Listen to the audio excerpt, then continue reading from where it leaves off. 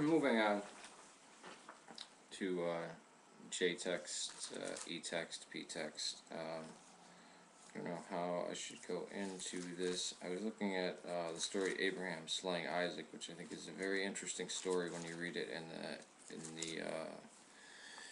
documentary hypothesis. Because we see, as I said before, the first creation account lasts from the beginning of Genesis to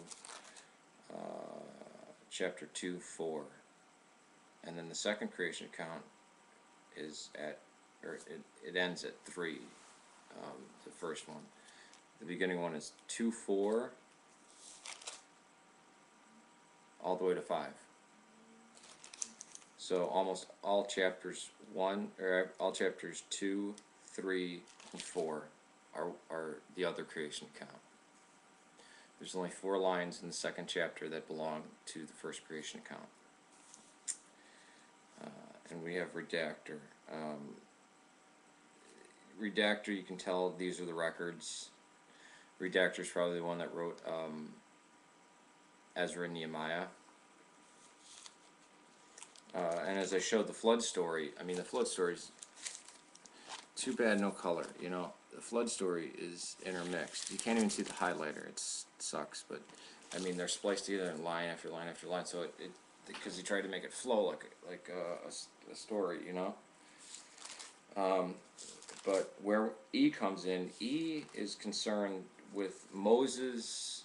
The Elohist text is concerned with Abraham, Joseph, and Moses. Those are the three ancestors that E is big on. P is big on Aaron, really big on Aaron, and J, it's Judah and all that and everything before it. You know, all the stuff that, you know, all these creation things. But there's a part in here. Let's just look at look. I don't know if you can see this. See that R right here? This is the redactor. This is redactor to this. So let me read you the account of the slaying of Isaac without the redactor, okay? Now it came about after things that God, Elohim, tested Abraham and said to him, Abraham, he said, I am here. He said, now take your son, your only son, whom you love, Isaac, and go to the land of Moriah, and offer him as a burnt offering on one of the mountains which I will tell you. So Abraham rose early in the morning, saddled his donkey, and took two of his young men with him and Isaac his son. He split wood for a burnt offering and arose and went to the place which God had told him. And on the third day Abraham raised his eyes and saw a place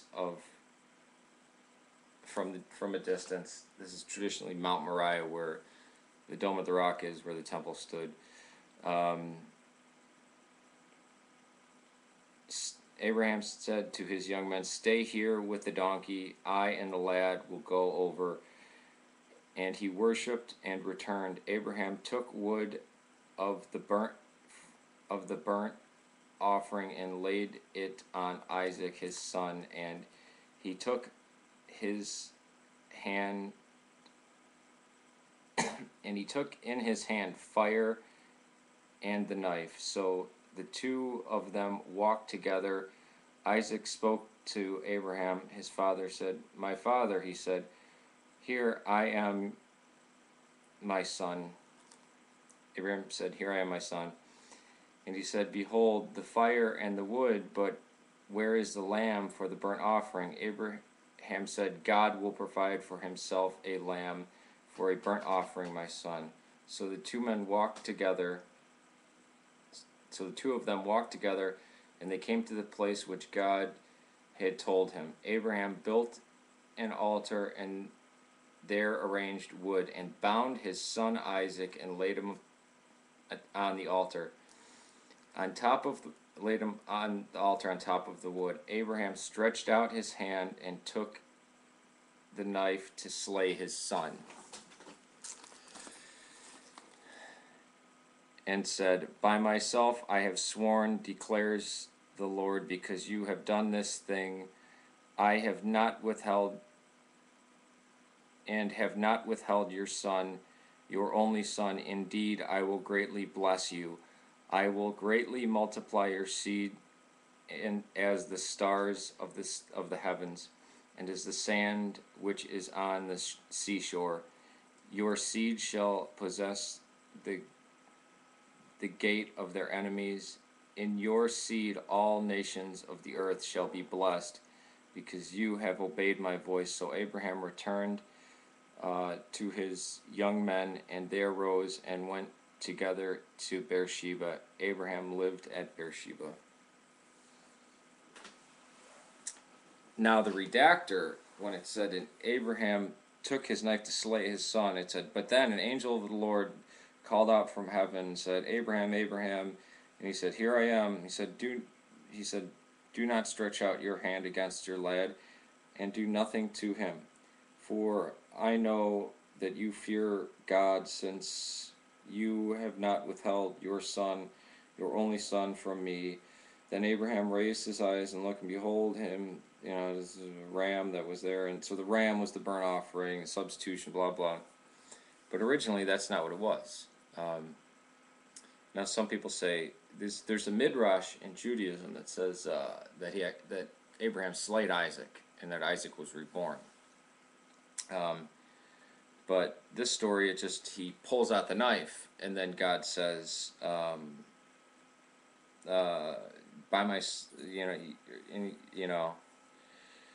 by myself I have sworn, declares the Lord, because you have done this thing and have not withheld your son from me, So, but E does mention, does E mention, you know what, if E does not mention Abraham, it does not mention Isaac?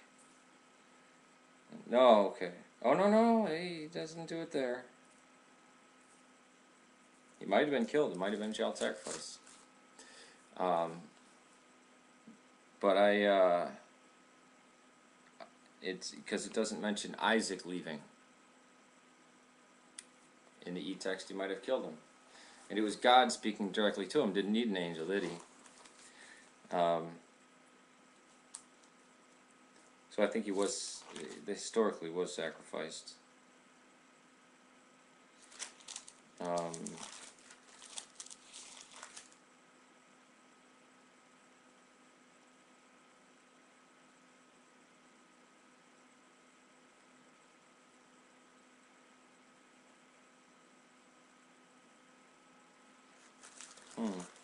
I'm going to go through and read, because I also thought that it also mentions Isaac here. I'm going to go through and read E. I'm actually cutting up parts and putting them line in line, so I can read one story to the story. But what that's one alternative. He may have actually killed Isaac. The other is that, he draws his sword, he draws his knife, but there's no the sacrifice doesn't take place. He doesn't do it, and then God speaks to him. Well, I think the redactor put in there, "Whoa, wait a minute! People are going to think he killed his son. That's not cool," and added the redactor part.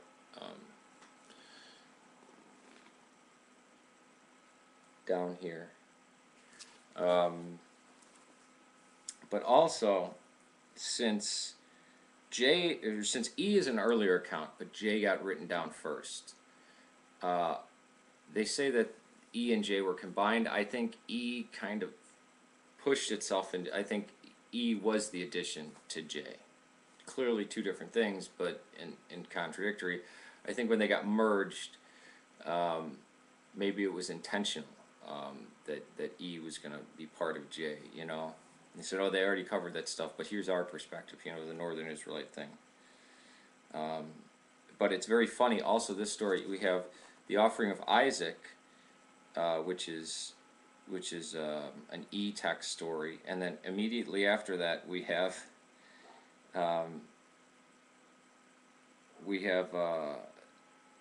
the buying of, what came out. we have the death and burial of Sarah, which is P text, which has some scholars have led to believe, oh, it's because she was so distraught at her son almost being killed by his father, that she died of grief and shock, which originally it wasn't like that, but now that we have it here, it tells a bigger story, and it might just have been that way. I mean, just because God used 4 separate writers to and had woven it in, it doesn't make it any less powerful. In fact, it makes it more powerful. You can see real intricacies of it, and then you can. I mean, I couldn't imagine, as much as I don't like the the P text that's in Leviticus. I can't imagine. I think it has a far better creation narrative. I think the story of Noah is better in that. There's parts of J text that I like, even though I think E is the earliest, probably the most accurate view of God. God doesn't. There's no law written down at Sinai. There's the texts. There's what it is, but there's no. I should do that. I should do one on, because E is like the book of Exodus. Now there is interjections into it. It does have a lot of, like, the 10 Commandments, which comes from P. But a lot of Exodus is e-text. But I wish I could show you on color, because, I mean, if you look at this, it's highlighted like crazy. And I had green highlighter, pink, yellow, and pink, yellow, green, and blue. So it's so sporadic, and when you read each different event, I think you get much more out of it when you read it fully, and then when you read separate authors, and then when you read it completely again through. I think it just makes you smile and gets more an appreciation. You don't, oh, this is I mean, I think it's beautiful. People say, well, the church fathers didn't know it. They don't need to know about that. This does not affect theology. I don't think this affects theology one bit. I think if you were trying to pick, well, I believe in the God of E, or I believe in this and that, yes, then that's going to affect theology. But no, I don't think it does. The Adam and Eve story of the way it was created, that's J text. In P text, it says God made man. Man and woman he made them. And he made them in God's image. God made man in his own image. Man and woman he made them. Both man and woman are made in the image of God. I mean, you can't get a more strikingly equal than that, And then the second story, it's God made man and took the thing out. Now, some medieval Jewish scholars said, oh, that means 2 women, and they adopted Lilith, which was a pagan Babylonian goddess that would kill children, and it was like a succubus who would kill children, cause miscarriages. It was a vampire of the night. Would attack women and children. She was the enemy of the sons of man, and particularly the enemy of woman, of the woman that now all women are descended from. So she hated the women, and it's kind of funny that now Lilith is used, like Lilith fair, like as an archetype for like feminism. It's like, that's your enemy. But anyways, so just a little thoughts on this again. I'm not speaking this stuff is orthodox. This is just some scholarly stuff that and I'm not a scholar, but that other scholars have gone over, and I'm just sharing it with you. Peace to you. May God save Serbia and Syria. The best place to learn about orthodoxy is is 1, your local parish, 2, Archbishop Lazar at All Saints Monastery. Peace to you. May God save Serbia and Syria. Moving on to J text, E text, P text.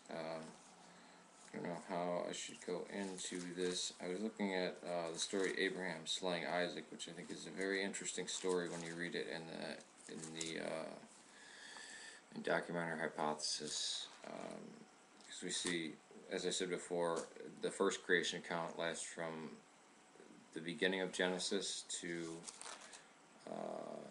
chapter 2:4, and then the second creation account is it ends at 3. The first one, the beginning one is 2:4 all the way to 5.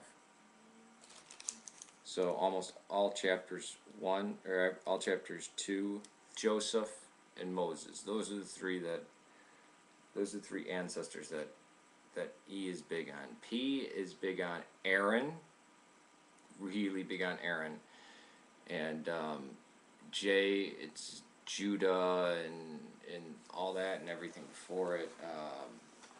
You know, all the stuff that, you know, these creation things. But there's a part in here. Too bad no color. You know, the flood story is intermixed. You can't even see the highlighter. It sucks, but I mean they're spliced together in line after line after line. So it because he tried to make it flow like a story, you know. But where E comes in, E is concerned with Moses. The Eloise text is concerned with Abraham.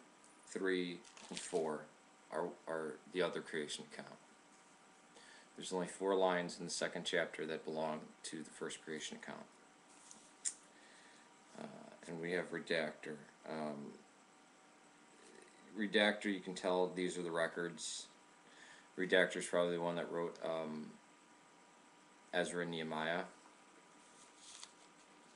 And as I showed the flood story, I mean the flood story